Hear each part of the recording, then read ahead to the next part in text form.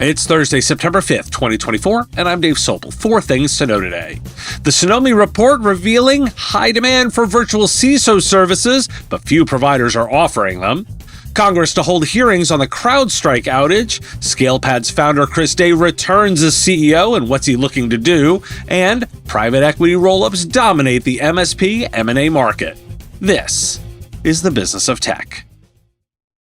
Cynomi's 2024 State of the Virtual CISO report highlights a significant gap between the high demand for virtual CISO services among small to medium-sized businesses and the limited supply offered by service providers. With 75% of providers reporting demand, but only 21% offering these services, there is a substantial growth opportunity. The report attributes the rising need for virtual CISO services to increasing regulatory compliance, escalating cyber attacks, and a growing cybersecurity skill gap. Service providers adopting virtual CISO services report improved margins and revenue-enhanced customer security and engagement. The majority of providers plan to offer virtual CISO services in the near future, recognizing the competitive advantage it provides.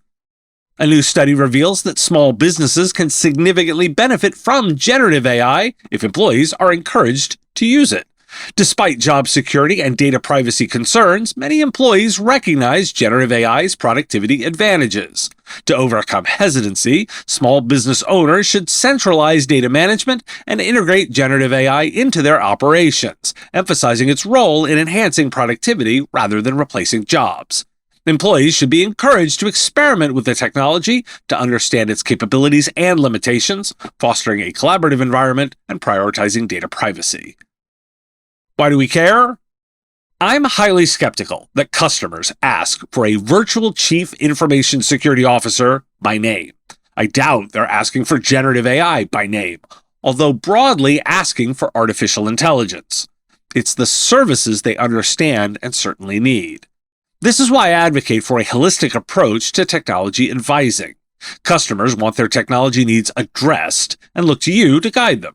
We care about studies like these to identify customer pain points. Customize your services to those needs, yet avoid the trap of branding to a customer offering that they wouldn't recognize. Address the pain, not the buzzword. Today's episode is supported by Huntress. You want to focus on your clients and are always looking for ways to get more time. Use Huntress's fully managed cybersecurity platform to fight off cyber threats. Huntress is more than cybersecurity software for endpoints and identities. It's a 24/7 security operations center. It's security awareness training, community engagement, and dedicated partner support with an average CSAT score of 99.3%. Technology can only get you so far. Human expertise is what's needed to truly elevate and protect small businesses, and you get that with Huntress. Secure your clients and help them thrive with the #1 rated EDR for SMBs on G2. Visit huntress.com/MSP Radio to find out more. The White House has published a roadmap to enhance internet routing security, specifically targeting vulnerabilities in the Border Gateway Protocol, or BGP. The report highlights BGP's inadequacy in security, leading to incidents like route hijacking, which pose national security risks. The roadmap promotes the adoption of Resource Public Key Infrastructure, or RPKI, to mitigate these risks, aiming for increased implementation in both public and private sectors. The FCC supports the initiative and emphasizing addressing BGP security to protect critical infrastructure and personal information. And a congressional hearing on the global CrowdStrike outage is set for September 24th of this year. The hearing will assess the company's trust levels in Washington and among customers. The incident, caused by a faulty security update, affected approximately 8.5 million Windows devices and has led to increased scrutiny of CrowdStrike's deals. The hearing aims to highlight the importance of cyber hygiene and supply chain security. Why do we care? Slow is the hand of legislation, yet continuing to push forward. We'll keep tracking. I have 3 tactical moves to talk about. Verizon is acquiring Frontier Communications for $20 billion to expand its fiber network, adding 2.2 million subscribers and enhancing its competitive position against AT&T. The acquisition aims to address Verizon's slowing revenue and leverage Frontier's existing infrastructure despite Frontier's recent financial struggles, including a Chapter 11 bankruptcy in 2020 and legal issues regarding internet speed misrepresentation. Chris Day, founder of ScalePad, has taken over as CEO, focusing on creating an integrated suite of products rather than pursuing new acquisitions. Outgoing CEO Dan Wensley will remain as shareholder and advisor.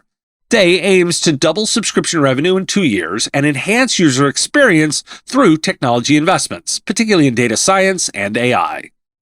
And TechCrunch with a profile of Fleet, a bootstrapped laptop leasing startup based in Paris, aiming to be the IT companion for small businesses by offering hardware leasing alongside software services like device management and cybersecurity.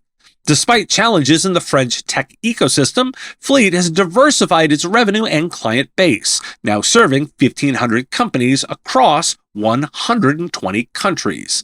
The company focuses on optimizing operations without external funding, emphasizing its vision to provide an all-in-one IT solution for small and medium enterprises.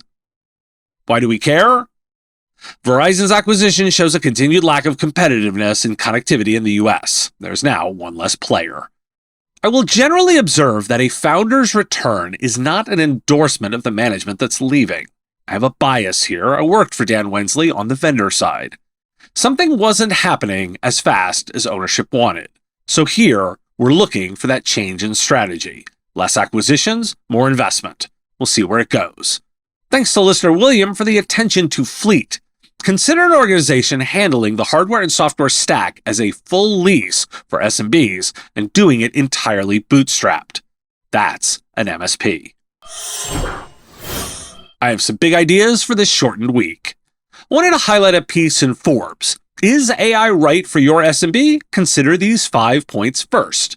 Small businesses should carefully evaluate the implementation of AI by considering its alignment with their identity, the potential impact on personalized service, the availability of expertise, ethical implications, and the hype surrounding AI. A measured approach that focuses on genuine value and aligns with long-term goals is essential for successful integration. And Rich Freeman in Channelholic dives into the economics of private equity purchases. His article discusses the ongoing trend of consolidation in the managed services industry, driven by private equity firms engaging in platform grabs where multi-MSP rollups acquire each other. Predictions indicate that over half of M&A deals in this sector will involve larger PE firms buying smaller ones. Operational integration is essential, with successful rollups needing standardized processes to achieve higher valuations. Additionally, the article touches on the cautious approach MSPs are taking towards AI, highlighting the need for confidence and knowledge in delivering AI services to clients.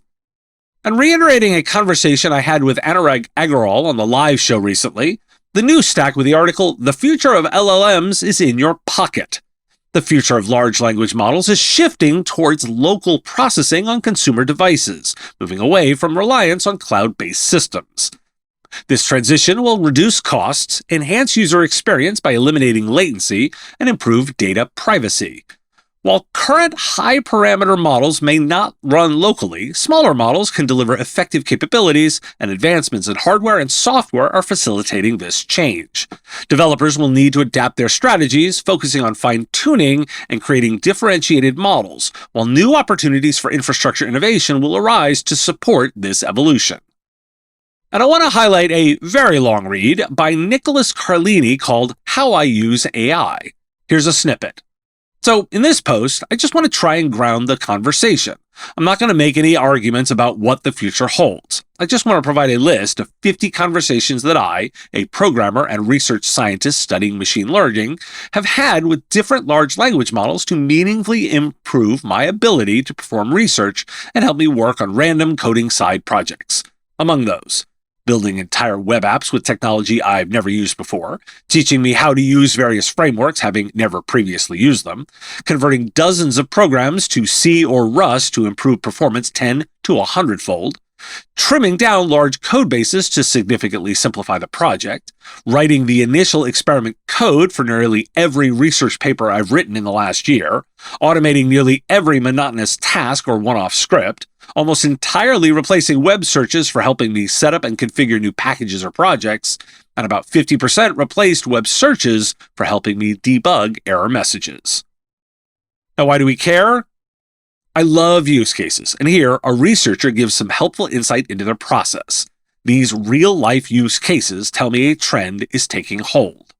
I included the Forbes article to provide insight into what customers are reading and the logical process laid out by the author. And endpoints are becoming interesting again, with AI requiring compute power at the edge. And Rich provides insight into growth and investment dynamics. I give you lots to ponder. Looking to reach an audience of thousands of MSPs and IT service providers? Put your ad right here on the Business of Tech and be on the show that 64% of MSPs report having listened to. A recurring top 50 tech news podcast. There are affordable options for you to reach our audience, and we can support any budget. Podcast listeners are more engaged, have a higher level of brand retention, and are more willing to listen to ads here than any other avenues. Want to know more? There's information at mspradio.com/engage, including a button to book a time to talk. I'm looking forward to that discussion.